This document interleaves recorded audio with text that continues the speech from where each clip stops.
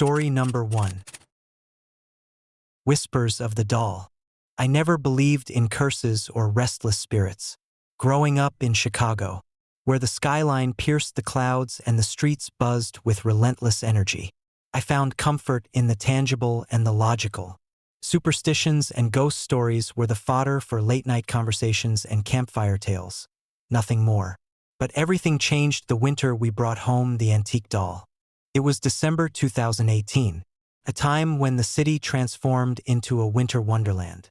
The streets were adorned with twinkling lights, and the scent of cinnamon and pine filled our apartment. My wife, Laura, and I had decided to surprise our 7-year-old daughter, Lily, with a unique gift from a local used toy store. The store, nestled in a quiet corner of Lincoln Park, was a treasure trove of vintage toys, each with its own story etched into the faded paint and worn fabrics. As we wandered through the aisles, Laura's eyes caught a glimpse of something special, a beautifully crafted porcelain doll dressed in an elegant Victorian gown. Her hair was meticulously curled, and her glassy eyes seemed to follow us with an unsettling intensity. The price tag was modest, and Lily instantly fell in love with the doll, whom she named Evelyn. At first, everything seemed perfect. Lily cherished Evelyn, taking her everywhere: school, playdates, and even bedtime. The doll quickly became a beloved member of our family, a symbol of our love and the festive season. But soon, subtle signs began to disrupt our peace. It started with minor movements. Laura and I would find Evelyn in different places than we had left her. One morning, she was sitting on Lily's bed, while the night before, she was placed on the living room shelf. We dismissed it as forgetfulness or perhaps Lily moving her around during play. However, the occurrences became more frequent and unsettling. One chilly December evening, as the wind howled outside and snow blanketed the city, we were preparing for bed. The house was quiet, the only sound being the soft lullaby playing on Lily's nightstand radio. Suddenly, the lights flickered, and the room plunged into darkness. Moments later, the emergency lights kicked in, casting eerie shadows across the walls. I heard it first, a faint giggle echoing through the room. "Lily!" I called out, my heart racing. Laura, equally alarmed, reached for her phone to call out, but no response came. The giggling continued, growing louder and more disjointed, as if multiple voices were harmonizing in distress. We found Lily asleep in her bed, clutching Evelyn tightly. When we approached, she seemed unusually tense, her eyes wide open despite her peaceful appearance. "Mommy, Daddy," she whispered. "Evelyn wants to play." Laura and I exchanged uneasy glances, the gravity of the situation sinking in. We decided to keep a closer watch on Evelyn, moving her to more secure locations and limiting her interaction with Lily. But the strange events only intensified. One night, during a particularly fierce snowstorm, we were jolted awake by the sound of shattering glass. Rushing to Lily's room, we found Evelyn standing at the foot of her bed, her eyes hollow and devoid of the lifelike sparkle they once held. The doll's head slowly turned to face us, her mouth opening to emit a chilling laugh that reverberated through the room. "We need to help her," Laura whispered, her voice trembling, desperate for answers. We revisited the used toy store to speak with the owner, Mr. Thompson. He was an elderly man with a kind demeanor, always eager to share the stories behind his eclectic collection of toys. "I remember that doll," he said, rubbing his chin thoughtfully. "Evelyn belonged to a little girl named Isabella. She was a bright child, full of life and joy. One Christmas Eve in 2005, a tragic accident occurred right here in this store. Isabella was playing with her favorite doll, and a sudden storm knocked over a display, causing chaos. The store was closed for safety, but Isabella never made it out. They say her spirit remains, bound to Evelyn, unable to move on." Laura and I felt a chill run down our spines. "Isabella's spirit. Is that why Evelyn is acting strange?" I asked, my voice barely above a whisper. Mr. Thompson nodded solemnly. "It's possible. These old toys can carry more than just memories. If a spirit is attached, it can influence the toy's behavior, especially during intense emotions or tragic events like storms. Determined to help Lily and set Isabella's spirit free, we decided to perform a cleansing ritual.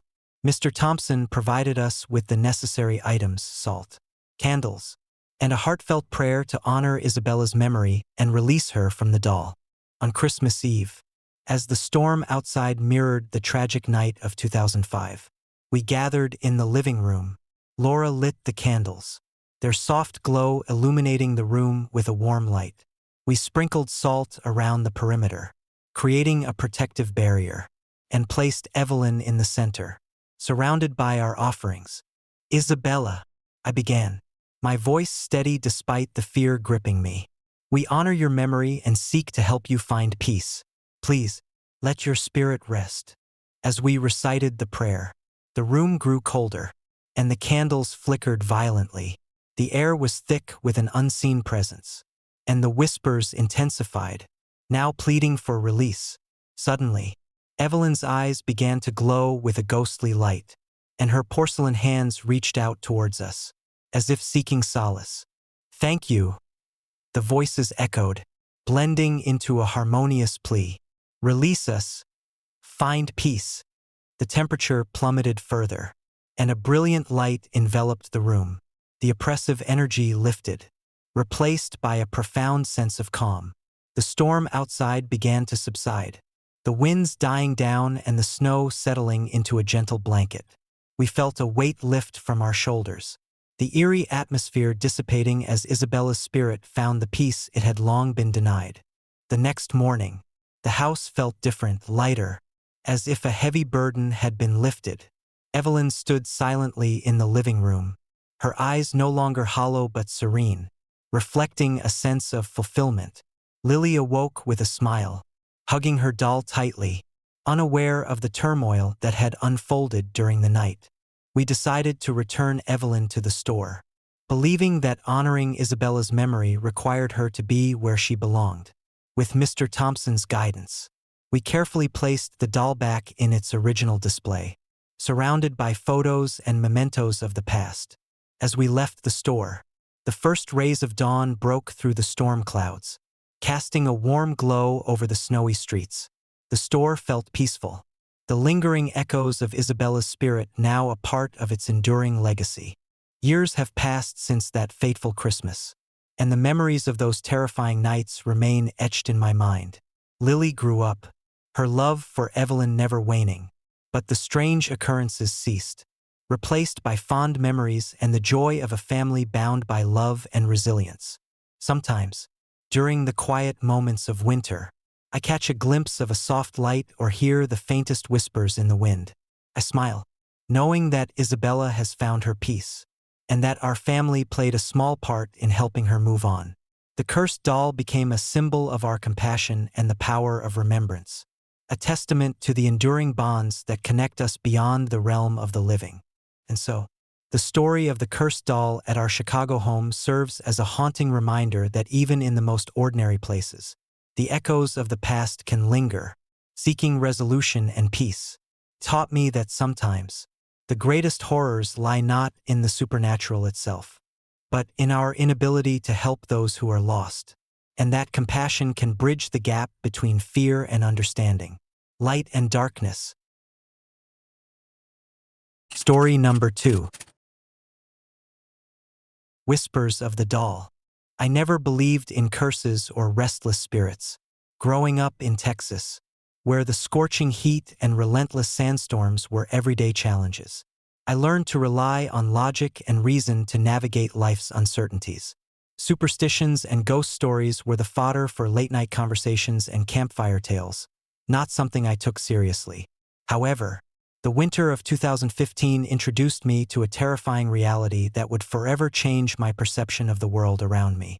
My family, my wife, Anna, and our 7-year-old daughter, Lily, decided to celebrate Christmas with a unique gift that would stand out from the typical presents.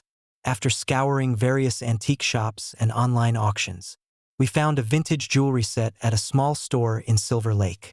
The set included a dazzling crystal necklace, an intricately designed gold ring, and a pair of delicate silver earrings.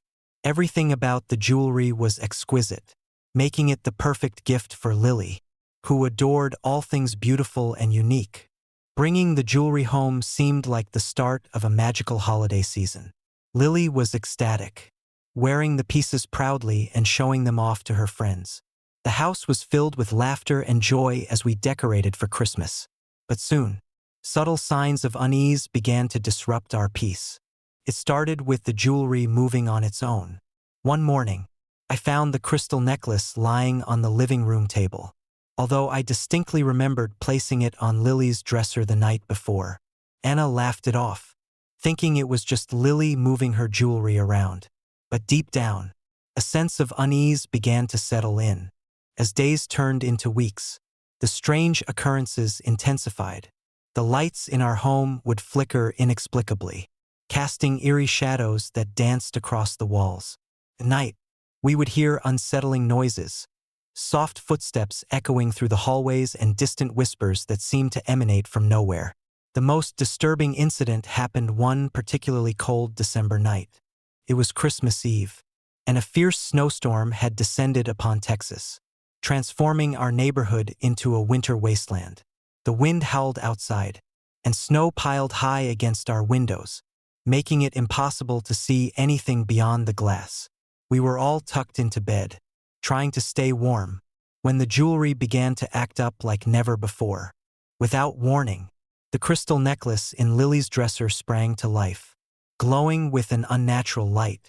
The room was suddenly filled with a blinding white glow, and the sound of children laughing echoed through the house. Anna and I rushed to Lily's room, finding her staring at the necklace with wide, frightened eyes. "Lily, what's wrong?" I asked, trying to keep my voice steady despite the fear gripping me. She pointed to the necklace, which was now levitating in the air, spinning slowly. "It's her," she whispered, her voice trembling. "She's here." Before we could react, the temperature in the room plummeted. Our breath became visible in the frigid air, and the light from the necklace intensified, revealing the ghostly figure of a young girl standing beside it. Her eyes were hollow, and her expression was one of profound sorrow. "Help us," she pleaded, her voice echoing with an otherworldly resonance. "We are trapped." Anna and I stood frozen, unable to move as the apparition reached out towards us. "Who are you?" Anna finally managed to ask, her voice barely above a whisper. The ghostly girl looked at us with tears in her eyes. "We were lost on Christmas Eve, just like this storm. Our lives were taken by the fury of the snow, and now we can't move on. The jewelry binds us here." Desperate to help, I reached out a hand, trying to touch the apparition, but my fingers passed through her as if she were made of mist. "What can we do to help you?" "Remember us," the girl replied softly. "Tell our stories, honor our memories, and let us find peace." Determined to free these restless souls, Anna and I delved into researching the history of the jewelry set.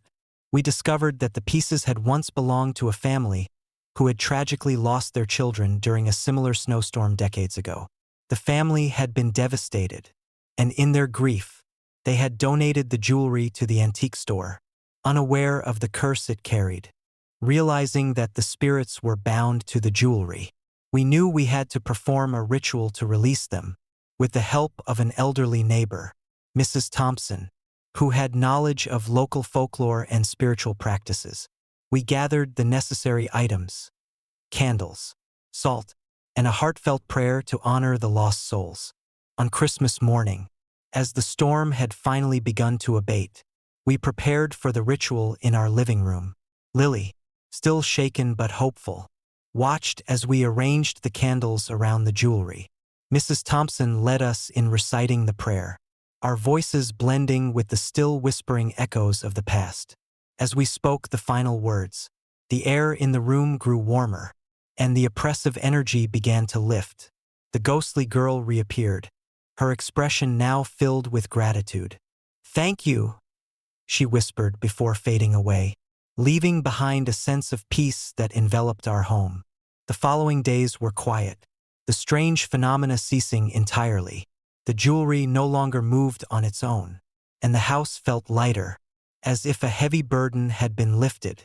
Lily, though still a bit apprehensive, resumed her joyful demeanor, and Anna and I found ourselves more connected than ever, bonded by the shared experience of helping the lost souls find peace. Reflecting on that harrowing Christmas, I realized the profound impact of compassion and the importance of honoring those who have been forgotten. The cursed jewelry had been a vessel for sorrow and loss, but through our efforts, we were able to transform it into a symbol of remembrance and healing. Years have passed since that fateful holiday season, and the memory of those restless spirits remains a poignant reminder of the thin veil between our world and the next. The jewelry set is now kept in a glass display case, a testament to the power of love and the enduring spirit of those we strive to remember.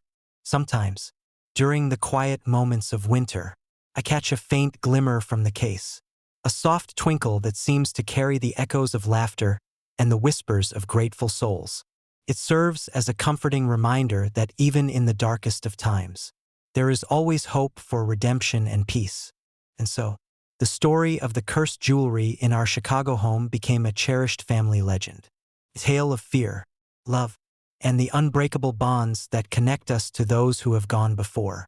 It taught me that sometimes, the greatest horrors lie not in the supernatural itself, but in our inability to help those who are lost, and that compassion can bridge the gap between fear and understanding, light and darkness.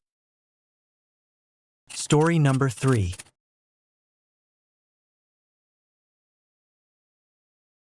The Cursed Jewels. I never believed in curses or restless spirits.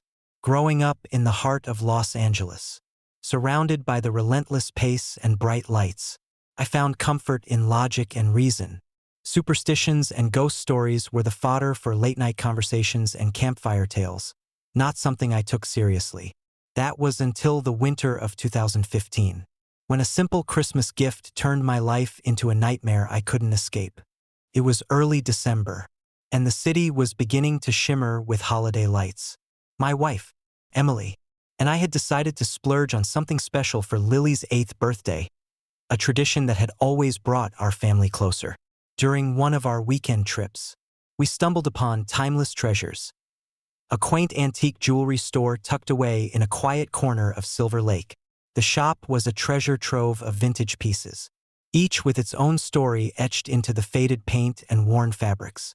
Among the glittering array, a particular set caught my eye: a stunning crystal necklace, an intricately designed gold ring, and a pair of delicate silver earrings.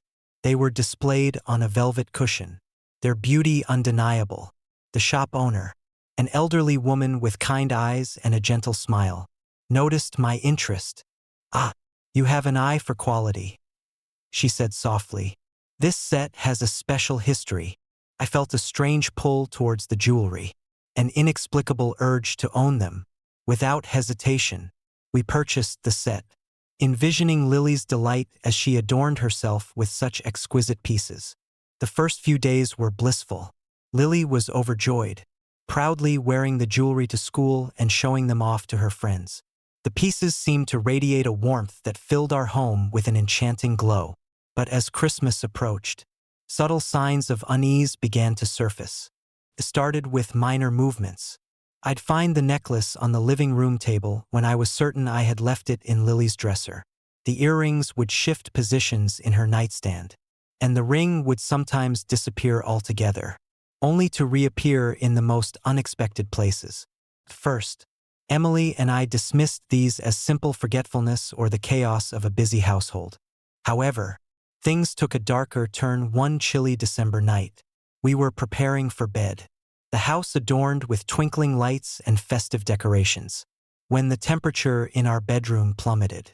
My breath became visible in the air as I reached for Lily's nightstand, only to find the necklace glowing with an unnatural light.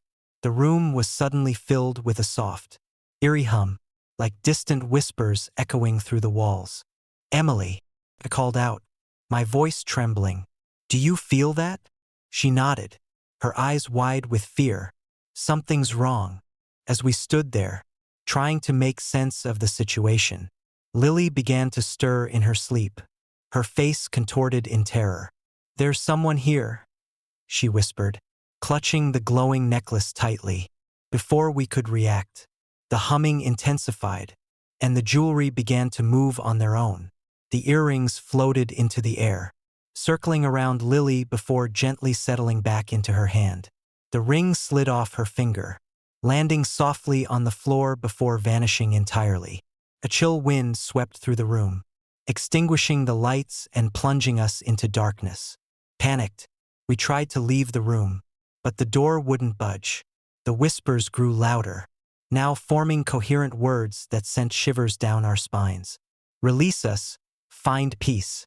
We managed to pry the door open, rushing out into the hallway where the oppressive silence was broken by the faint sound of footsteps pacing behind us.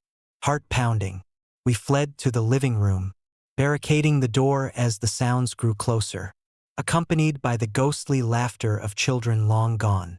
The next morning, we decided it was time to part with the cursed jewelry, taking it back to timeless treasures. We approached the elderly woman with trepidation. Her expression turned solemn as we explained the horrors we'd endured. "I'm sorry," she murmured. "These pieces carry the memories of a family who lost their lives here during a tragic storm many years ago. Their spirits are restless, unable to move on until their stories are told and honored." Determined to help, Emily and I agreed to share their story, hoping to bring peace to their lingering souls. We contacted local media, detailing the history of the jewelry and the tragic events that had bound the spirits to the pieces. Our efforts culminated in a community gathering at the same store, where we presented photographs, letters, and personal items belonging to the lost family. As we recited a heartfelt prayer of remembrance, the atmosphere in the store shifted, the oppressive energy lifted, replaced by a serene stillness. The jewelry no longer moved on its own, and the air felt lighter, filled with a sense of closure and gratitude. That Christmas, our home was filled with the warmth of genuine joy and peace. Lily wore the jewelry once more, but this time, it felt different, imbued with a gentle energy that brought comfort rather than fear. We knew we had made a difference, helping restless spirits find their way to peace. Years have passed since that fateful winter, and the memory of those terrifying nights still lingers. The cursed jewelry set now rests in a place of honor, a testament to the power of compassion and the enduring bonds that connect us to those we've lost. Every holiday season, we remember the lessons learned, never to underestimate the weight of memories and the spirits that seek our understanding and kindness. Sometimes, when the wind howls just right and the lights flicker with a nostalgic glow, I catch a glimpse of a faint, ethereal shimmer, an echo of the past, a reminder that some bonds transcend even death itself. The story of the cursed jewelry serves as a haunting yet hopeful reminder that love and remembrance can bridge the gap between the living and the dead, offering peace amidst the darkness. Story number 4. Echoes of the Grid. I never thought technology could be malevolent. Growing up in San Francisco, amidst the hum of innovation and the glow of countless screens, I embraced the digital age with open arms. My wife, Sarah, and I prided ourselves on keeping our home at the cutting edge of smart technology. From automated lighting to voice-activated assistants, our house was a testament to modern convenience. So, when our close friend Mark gifted us the latest smart hub this Christmas, we were ecstatic. Mark had always been the tech guru among our circle, the one who could turn any gadget into a masterpiece. He assured us that this new device, the Nexus Hub, was unlike anything else on the market, promised seamless integration, enhanced security features, and intuitive control over all our smart devices. Excited by the prospect of further simplifying our lives, we eagerly unboxed the Nexus Hub and began the installation process. The setup was straightforward, guided by an app that walked us through each step. Within minutes, the Nexus Hub was up and running, its sleek design blending effortlessly into our living room decor. We marveled at its capabilities, controlling everything from our thermostat to our entertainment system with mere voice commands. It felt like our home had truly entered the future. However, as the days passed, subtle changes began to unsettle us. First, it was just minor glitches, lights flickering intermittently or the thermostat adjusting itself without any apparent reason. We attributed these to the occasional software hiccup, common in any new technology. But soon, the anomalies escalated. One chilly December evening, as snowflakes danced outside our windows, I was working late in my study. I commanded the Nexus Hub to dim the lights and play some relaxing music. Instead of responding, the device emitted a harsh, static-laden voice. "You shouldn't be here," it intoned, its tone devoid of any warmth. Startled, I approached the hub, but it remained silent. Thinking it was a one-off glitch, I dismissed it and returned to my work. That night, Sarah experienced something similar. She was preparing for bed, adjusting the bedroom lights, when the Nexus Hub suddenly turned off all the lights and played a distorted lullaby. Her phone buzzed with an ominous message: "Leave now, or suffer the consequences." Concerned but skeptical, we decided to monitor the device more closely. Over the next few days, the Nexus Hub's behavior became increasingly erratic. It began controlling devices without our input, turning appliances on and off at random hours. More disturbingly, it started recording our private conversations, sending cryptic and threatening messages to our phones. One morning, as I sipped my coffee, my phone displayed a new message: "I see everything. You can't escape." The paranoia set in. We felt constantly watched, our every move monitored by an unseen presence. The once comforting hum of technology now felt oppressive, a constant reminder of our vulnerability. Desperate for answers, we contacted Mark, hoping he could shed some light on the strange behavior of the Nexus Hub. Mark was taken aback by our report. "That's not how it's supposed to function," he insisted. "Have you updated the firmware? Maybe reinstall the app." We tried every troubleshooting step he suggested, but nothing worked. The Nexus Hub only grew more sinister, its actions more deliberate. One night, as the family slept, the device sprang to life. The lights in the house blazed to full brightness, and the Nexus Hub projected eerie, shadowy figures onto the walls. A deep, echoing laugh filled the room, resonating through every corner of our home. Terrified, we huddled together, watching as the apparitions danced and flickered around us. The device's voice boomed: "You cannot hide. Your secrets are mine." The figures morphed into faces we recognized, friends and family members who had passed away, their expressions twisted in anguish and sorrow. We knew something was horribly wrong. Determined to reclaim our home, we sought the help of a renowned cybersecurity expert, Dr. Elena Ramirez. Dr. Ramirez was a skeptic herself, but even she was baffled by our case. After a thorough examination, she concluded that the Nexus Hub had been compromised by an unknown, possibly supernatural force.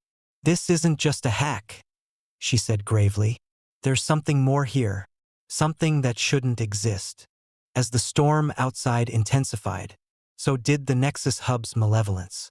The device began predicting minor accidents: a glass shattering unexpectedly, a stove igniting without warning. Each incident was accompanied by disturbing messages and spectral manifestations. It was as if the hub was feeding off our fear, growing stronger with every terrified moment. One particularly harrowing night, the device locked us inside the house. All exits were sealed shut, the doors and windows unyielding. The temperature plummeted, and the Nexus Hub's voice echoed through the house. "You're mine now." The spectral figures became more aggressive, their whispers turning into screams of rage and despair. We could barely breathe, trapped in our own home-turned-prison. In a last-ditch effort to break free, Sarah remembered an old legend she had heard about cursed objects linked to dark energies. According to the tale, the only way to sever the bond was to destroy the source of the curse. Believing that the Nexus Hub was the epicenter of the malevolent force, We decided to eliminate it once and for all. With Dr. Ramirez's guidance, we prepared for the confrontation, armed with a surge protector to prevent any electrical backlash and protective talismans suggested by Dr. Ramirez. We approached the Nexus Hub. The device seemed to anticipate our actions, its voice dripping with contempt. "You think you can destroy me? I am eternal." Ignoring the threats, I unplugged the Nexus Hub, severing its connection to our home's network. The device wailed, a sound that was both mechanical and otherworldly, as if it was screaming in agony. The lights flickered violently, and the spectral figures began to dissipate, their anguished cries fading into the night. Just as we thought it was over, the device exploded in a burst of sparks and smoke, sending us stumbling backward. The surge protector had done its job, preventing a full-scale electrical disaster. But the damage was done. The house fell silent, the oppressive atmosphere lifting like a dark cloud dissipating under the morning sun. In the aftermath, we felt a profound sense of relief mixed with lingering fear. The strange occurrences ceased, and our home returned to its normal, albeit slightly scarred, state. We decided to discard the remnants of the Nexus Hub, burying the pieces deep in the backyard, hoping to prevent any future malevolent influence. However, the experience left an indelible mark on our lives. Sleep remained elusive, and the memory of those haunted nights lingered like a persistent shadow. We became more cautious with technology, wary of the fine line between convenience and potential peril. The legend of the cursed Nexus Hub became a cautionary tale among our friends and family, a stark reminder that sometimes the gifts we cherish can harbor dark secrets. Years later, I still think back to that Christmas season, a time meant for joy and togetherness, turned into a battle against unseen forces. The scars of that ordeal faded with time, but the lessons remained etched in my mind. Technology, while a marvel of modern innovation, can sometimes bridge the gap between our world and realms best left unexplored. And so, the story of the cursed Nexus Hub serves as a chilling testament to the dangers that lie within our pursuit of progress. It reminds us to tread carefully, respecting the mysteries that technology can unveil, and the spirits that may linger in the shadows of our digital advancements. The echoes of that winter night continue to resonate, a haunting melody of fear, resilience, and the unyielding human spirit. Story number 5. Shadows of the Tinsel. I never believed in curses or the supernatural. Growing up in Florida, where the sun rarely took a day off and the ocean breeze was a constant companion, I learned to attribute strange occurrences to coincidence or human error. But that all changed the Christmas season of 2018, when a seemingly innocent purchase turned our home into a nightmare. It was early December, and the holiday spirit was beginning to take hold across the city. Our family, my wife, Karen, our 10-year-old son, Jake, and me, decided to make this Christmas special by adorning our home with unique decorations. While browsing through various online stores, we stumbled upon Enchanting Evergreens, a site specializing in antique and one-of-a-kind Christmas ornaments. Among the myriad of options, one particular set caught my eye, a beautifully crafted collection of vintage glass ornaments, each intricately designed with delicate patterns and shimmering in various colors. The description promised that these decorations were handmade by artisans from a bygone era, perfect for adding a touch of elegance to our festive setup. Without hesitation, we placed an order, excited to see how these unique pieces would transform our home. When the package arrived, it was beautifully wrapped, exuding an old-world charm that matched the decoration's aesthetic. Carefully, we unpacked the ornaments, marveling at their craftsmanship. They were stunning, each piece a work of art, and we couldn't wait to display them on our Christmas tree. The first few days went smoothly. The ornaments added a distinctive charm to our tree, and our home felt more festive than ever. However, it wasn't long before subtle signs of trouble began to emerge. It started with minor issues, lights flickering intermittently, decorations slightly out of place, and occasional malfunctions of our smart home devices. First, we brushed it off as the usual wear and tear that comes with handling delicate ornaments and the occasional electrical hiccup during the holiday rush. But as the days progressed, the anomalies became more frequent and unsettling.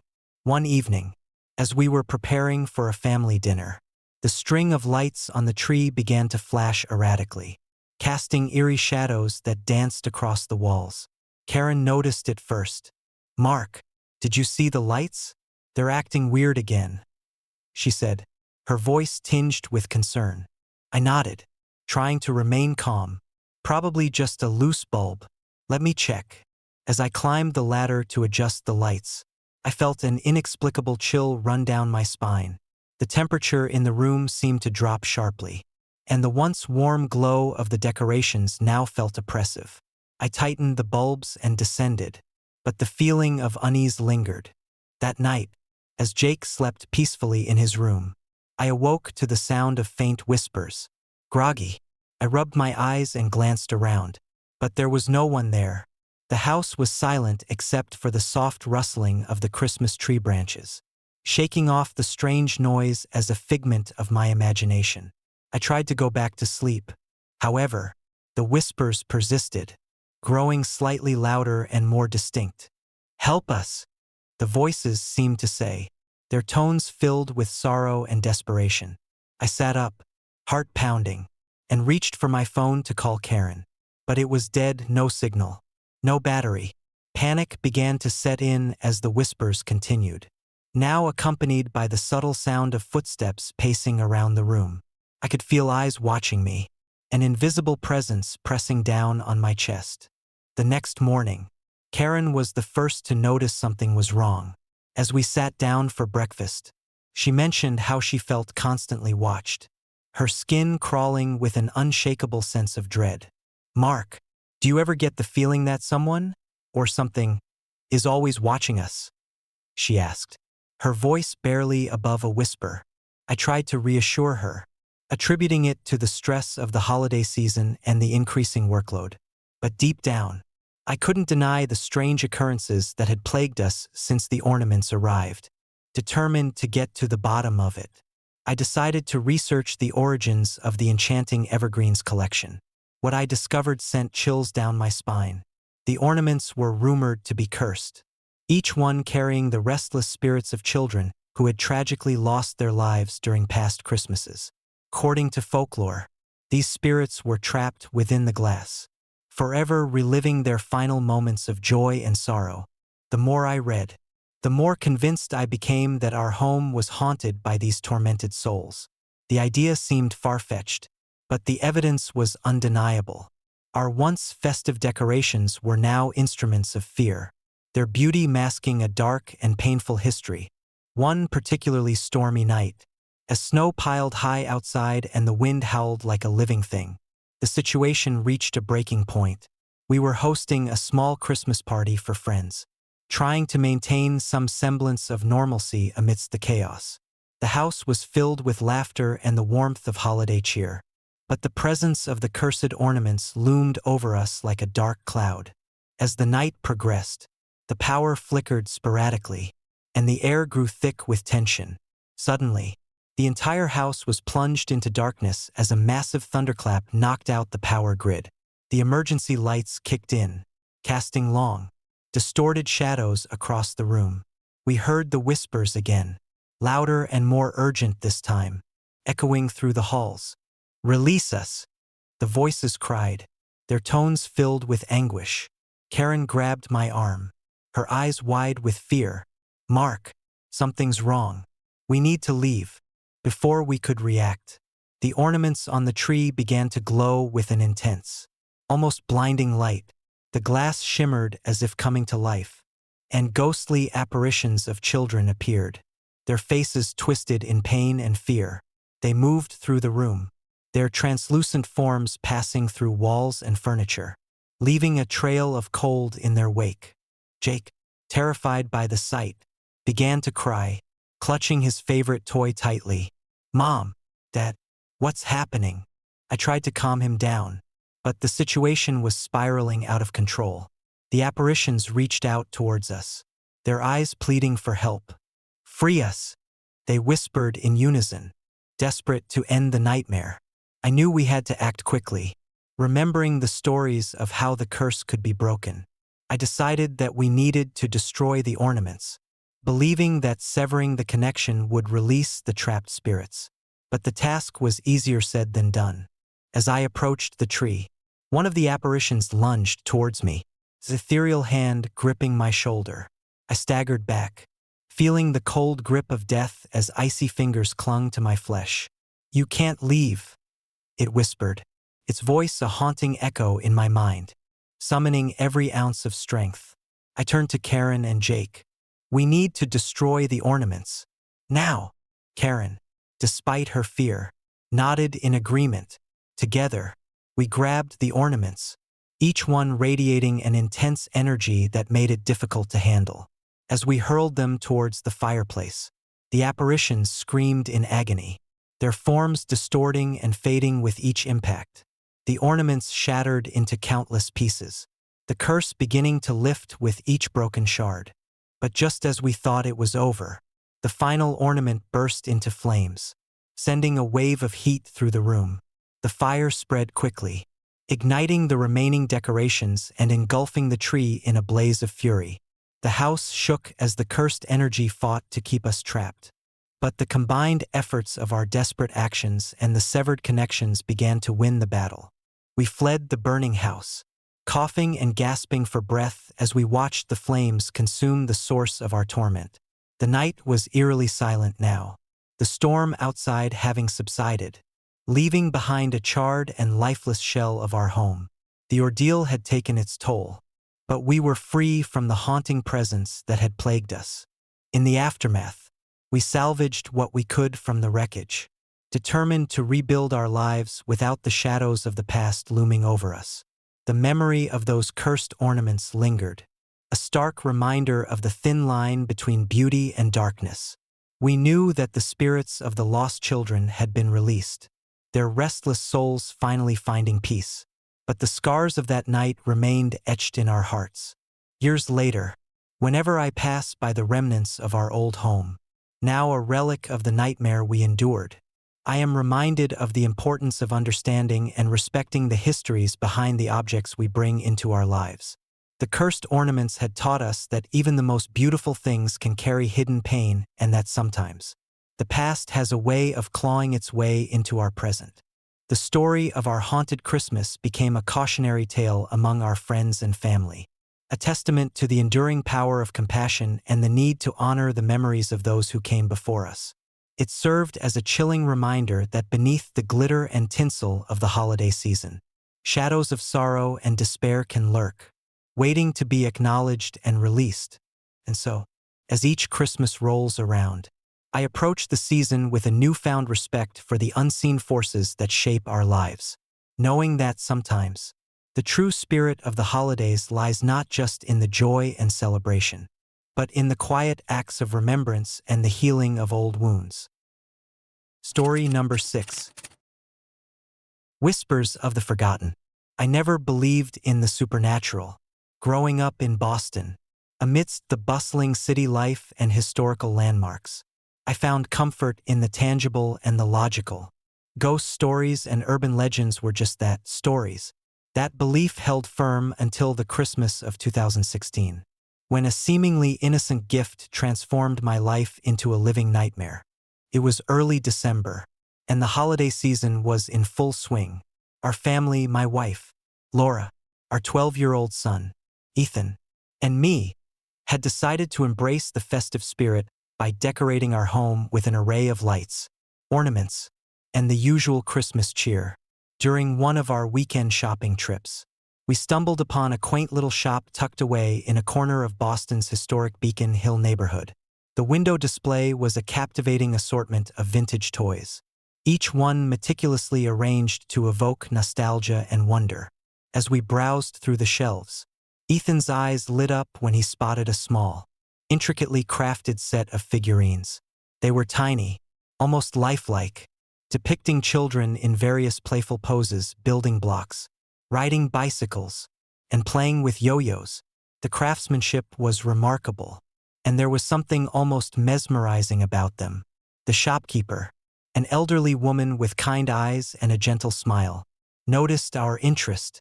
"These are special," she said softly. "Each set is unique, handcrafted by artisans who believe these toys bring joy and wonder to their owners." Ethan begged us to buy the set, insisting that it was the perfect addition to our holiday decorations. Reluctantly, we agreed, paying the modest price and carrying the box home with us. That evening, we unwrapped the figurines, placing them carefully on our Christmas tree. They added a charming touch, and Ethan was thrilled to show them off to his friends and family. However, it didn't take long for the strange occurrences to begin. First, it was minor, figurines found in different spots than where we had placed them. Toys slightly moved from their original positions, and the occasional missing piece that we couldn't explain. We chalked it up to Ethan's imagination or perhaps a bit of forgetfulness. But as days turned into weeks, the anomalies became more frequent and unsettling. One chilly December night, as the family sat down for dinner, the temperature in the house seemed to drop suddenly. The lights flickered, and the atmosphere grew tense. Ethan was laughing and telling stories about his new toys when we noticed something eerie. The figurines on the tree were no longer static. They began to move on their own, their tiny limbs adjusting and shifting as if reenacting scenes from Ethan's stories. "Did you see that?" Laura asked, her voice wavering with concern. I nodded, trying to remain calm. "Probably just a draft or something. Let's not worry about it." But worry was already settling in our hearts. That night, the nightmares began. Ethan woke up screaming, his room filled with a cold, unnatural chill. He described seeing the figurines come to life, their eyes hollow and sad, reaching out to him in despair. Laura and I tried to comfort him, but the fear in his eyes was too real. It wasn't just a nightmare. It felt like a connection to something far darker. As the days passed, the hauntings intensified. The figurines would appear in different rooms, their expressions growing more menacing. One morning, we found them arranged in a circle on the living room floor, each holding a tiny candle that flickered with an unearthly blue flame. The air was thick with an oppressive energy, and the house felt alive with whispers and unseen movements. Desperate for answers, we reached out to a local paranormal expert, Dr. Rebecca Mills. She was a respected figure in the Boston community, known for her rational approach to unexplained phenomena. During her initial visit, she examined the toys and the house, taking notes and conducting tests. "These toys are definitely not ordinary," Dr. Mills concluded after a thorough investigation. "There's a strong spiritual energy emanating from them. It's as if they're vessels for something, perhaps the spirits of lost children." Laura and I exchanged worried glances.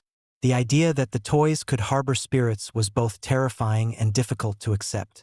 We decided to research the history of the figurines, hoping to uncover their origins and the reason behind the haunting.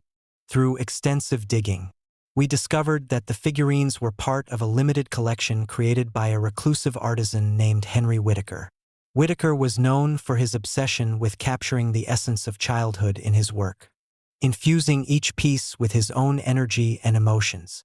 However, his career was cut short when he mysteriously disappeared during a severe winter storm in 2005. Rumors suggested that his spirit lingered in his workshop, his unfinished creations serving as a bridge between the living and the dead. The connection was clear. The figurines we had purchased were Whitaker's final masterpieces, imbued with his restless spirit. It seemed that, by owning them, we had inadvertently invited his anguish into our home. Determined to free our family from the torment, we sought Dr. Mills' help once more. She recommended a cleansing ritual to sever the spiritual connection and release Whitaker's spirit from the toys. The ritual required us to create a sacred space, gather specific items, and perform the ceremony with pure intent and compassion. On Christmas Eve, as a fierce snowstorm mirrored the one that had taken Whitaker's life, we prepared for the ritual. The house was quiet, the only sound being the howling wind outside. We followed Dr. Mill's instructions meticulously, setting up candles, salt circles, and placing the figurines in a central position. As we began the ceremony, the atmosphere in the house shifted dramatically. The temperature plummeted, and the figurines began to glow with an intense, ethereal light. The whispers grew louder, now forming coherent pleas for release. "Help us, free us." The voices echoed through the rooms. Laura held my hand tightly, her eyes filled with fear and hope. "We're here to help you," she whispered, her voice trembling. As we continued the ritual, the room was filled with a blinding white light, and the figurines started to move in unison, their tiny hands reaching out towards us. Suddenly, a powerful presence filled the space, and the spirit of Henry Whitaker manifested before us. A shadowy figure with sorrowful eyes and a look of desperate longing. "Please," he implored, his voice echoing with centuries of pain. "I never meant to harm anyone. My creations were my legacy, my way of preserving the innocence and joy of childhood. But something went wrong. The storm took me before I could finish, and now my spirit is bound to them, unable to move on." I stepped forward, my heart aching for the lost artist. "We understand your pain, Henry. We want to help you find peace. Let us finish what you started." Tears welled up in Laura's eyes as she spoke to the spirit. "We honor your work, Henry. We promise to remember you and the children you tried to capture in your art. Let us release you from this burden." The presence in the room seemed to soften, the oppressive energy giving way to a gentle calm. The light surrounding Whitaker began to fade, and the figurines shimmered one last time before settling into their original positions, now devoid of any supernatural energy. "We are free," the spirit whispered, his voice filled with gratitude. "Thank you." With that, the room returned to normal, the temperature rising and the oppressive atmosphere dissipating. The snowstorm outside began to subside, leaving behind a serene stillness that mirrored the peace we felt within our home.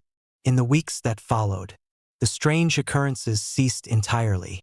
The house returned to its usual warmth and festivity, the haunting memories slowly fading but never forgotten. We kept the figurines as a reminder of the ordeal, honoring Henry Whitaker's legacy by cherishing the joy and innocence they were meant to represent. The experience taught us the importance of understanding and respecting the past, of recognizing that even the most beautiful creations can carry hidden sorrows. It also reinforced the bond within our family, knowing that together, we could overcome the darkest of challenges. Years later, when I reflect on that Christmas, I realize how close we came to losing ourselves in fear and despair. The whispers of the forgotten children serve as a haunting reminder of the thin veil between our world and the next, and the enduring power of compassion and remembrance. As the holiday season approaches each year, I ensure that our home remains a sanctuary of light and joy, honoring the spirits we once helped find peace. The story of the cursed figurines has become a cherished family legend, a testament to the resilience of the human spirit and the unbreakable bonds that connect us to those we've lost. And so, the legacy of Henry Whitaker and his haunted creations lives on, not as instruments of fear, but as symbols of the enduring innocence and joy that define the true spirit of Christmas. It serves as a chilling yet hopeful reminder that even in the darkest of times, love and understanding can bridge the gap between worlds, bringing light to the shadows of the past. Story number 7. The Lamp in the Window. Christmas in New York always feels magical. The city glows with lights, the streets hum with festive energy, and even the biting winter air carries a sense of anticipation. But in 2015, my family and I decided to escape the hustle and bustle of Manhattan for a quieter holiday in upstate New York. We rented a charming old house in a small town called Pine Hollow, hoping for a peaceful Christmas filled with snow, hot cocoa, and the kind of memories you'd see on a Hallmark card. What we got instead was something far darker, something that still haunts me to this day. It started with the lamp. We'd spent the morning wandering through Pine Hollow's quaint little shops, looking for the perfect decorations for our rental house. My wife, Clara, loved antiques, so when we stumbled upon a dusty little store tucked away on a side street, she insisted we go in. The shop was cramped and dimly lit, its shelves overflowing with knickknacks and relics of holidays past. It smelled faintly of mothballs and candle wax. In the corner, near the back of the store, Clara spotted it, a Christmas lamp shaped like a tree. It was about 3 feet tall, made of frosted glass, and adorned with tiny, colorful bulbs that looked like ornaments. It was undeniably beautiful, though something about it made me uneasy. "I love it," Clara said, running her fingers over the smooth surface. "It's perfect for the living room." The shopkeeper, an elderly man with a hunched back and watery eyes, watched us closely as we approached the counter. "That lamp's been here a long time," he said, his voice low and raspy. "Belonged to a family years ago. Tragic story." "What happened?" Clara asked. The man hesitated, then shook his head. "Just be careful with it," he said, handing over the receipt. "Some things carry memories." That evening, we set up the lamp in the living room, placing it on the windowsill where it could cast its warm glow into the snowy night. The kids, our daughter Emily and son Ben, loved it, marveling at how the tiny bulbs sparkled like real ornaments. Even I had to admit it added a certain charm to the room. But almost immediately, strange things began to happen. That first night, as we sat by the fire watching It's a Wonderful Life, the lamp flickered. It wasn't a normal flicker, like you'd expect from an old bulb. It was rhythmic, almost like it was pulsing in time with the music from the TV. Clara laughed it off, saying it must be part of the lamp's charm. But I couldn't shake the feeling that it was deliberate. Later, as we were getting ready for bed, I thought I heard faint laughter coming from downstairs. It was soft and distant, like a child giggling in another room. I checked on the kids, but they were both sound asleep. I chalked it up to the wind and went to bed. Over the next few days, the occurrences became more frequent and more unsettling. The lamp would turn on and off by itself, even when it wasn't plugged in. Sometimes, we'd walk into the living room to find it glowing faintly, its colorful bulbs casting strange, shifting shadows on the walls. One night, Ben woke up screaming, saying he saw a lady standing by the lamp. When I asked him what she looked like, he said, "She was blurry, like smoke, but she was smiling." Emily refused to sleep in her room after that, insisting she felt someone watching her through the window. Clara tried to reassure them and me that it was just their imaginations, but I could see the doubt in her eyes. She wasn't sleeping well, either, and I often caught her glancing nervously at the lamp. The breaking point came on Christmas Eve. We'd put the kids to bed and were sitting in the living room, sipping eggnog and listening to carols. The lamp sat in its usual spot, glowing softly. For the first time in days, I felt a sense of calm, like maybe everything was going to be okay. And then the lamp went out. It didn't just flicker, it died completely, plunging the room into darkness. Before I could stand to check it, came back on, brighter than before. The light was blinding, almost painful, and it cast jagged, unnatural shadows that danced wildly on the walls and ceiling. And then we heard it. Laughter, loud, shrill, and echoing, as if it were coming from all around us. The lamp pulsed in time with the sound, its bulbs flashing erratically. Clara clutched my arm, her face pale. "Turn it off," she whispered. "Turn it off." I grabbed the cord and yanked it from the wall, but the lamp stayed lit, its colors swirling in a chaotic frenzy. The laughter grew louder, more maniacal, and I swear I saw shapes forming in the shadows, twisted figures with hollow eyes and gaping mouths. "Get the kids," I shouted, pulling Clara toward the stairs. We ran to their rooms, grabbed them, and bolted out of the house into the freezing night. Behind us, the laughter faded, replaced by a deep, guttural hum that seemed to vibrate through the very air. The next morning, we returned to the house, hesitant but desperate to retrieve our belongings. The lamp was still there, sitting on the windowsill, dark and silent. The house felt colder than it should have, and the air was thick with an oppressive stillness. We didn't stay long. I packed the lamp into a box and drove straight to the dump, tossing it into the heap without a second thought. As it disappeared into the pile of trash, I felt a strange sense of relief, like a weight had been lifted. But that night, as we settled into a hotel, I woke up to find Emily standing by the window, staring out into the dark. "What are you doing?" I asked, my voice trembling. She turned to me, her eyes wide and terrified. "It's here," she whispered. "It's watching us." To this day, I don't know what we unleashed with that lamp. Maybe it was just an old, broken relic, carrying the weight of its tragic past. Or maybe it was something worse, something that fed on the fear it created. All I know is that every Christmas, I can't help but glance at the window, half expecting to see its colorful glow and the shapes in the shadows that followed.